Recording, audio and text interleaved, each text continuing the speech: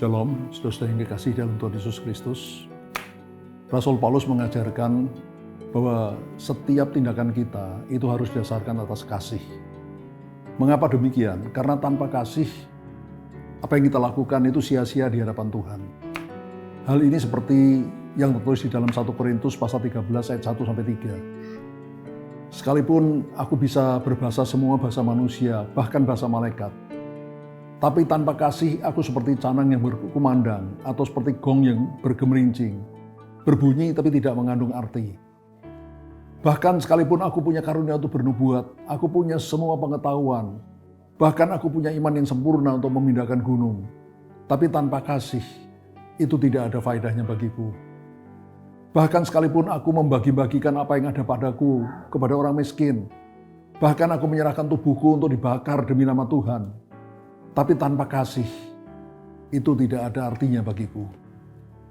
Karena itu jelas saudara, semua yang kita lakukan, harus kita lakukan atas dasar kasih. Baru itu berarti di hadapan Tuhan. Bahkan lebih baik lagi kalau hati kita memang penuh dengan kasih. Sehingga semua perkataan, perbuatan kita, itu keluar mengalir dari hati yang penuh dengan kasih Allah. Pasti hal itu memuliakan Tuhan.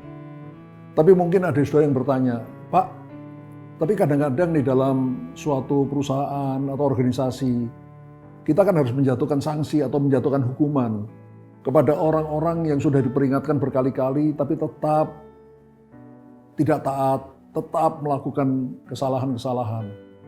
Bagaimana dong Pak, kita harus menegur mereka atau menghukum mereka dengan kasih? Saudara, kita kembali melihat apa yang Tuhan Yesus sendiri katakan di dalam Matius pasal 7 ayat 12 yang berbunyi demikian. Segala sesuatu yang kamu kehendaki supaya orang perbuat kepada kamu, perbuatlah demikian juga kepada mereka. Itulah isi seluruh hukum Taurat dan kitab para nabi.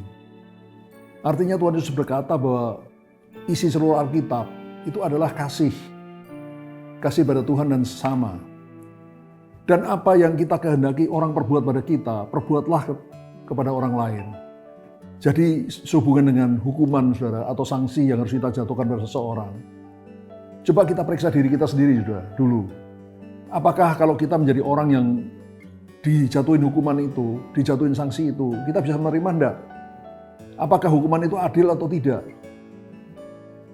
Ataukah hukuman itu hanya sikap sewenang-wenang dari seorang atasan pada bawahan?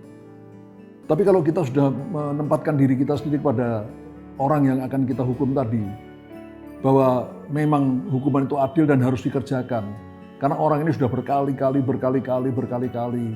tetap melanggarnya, maka kita bisa melakukannya.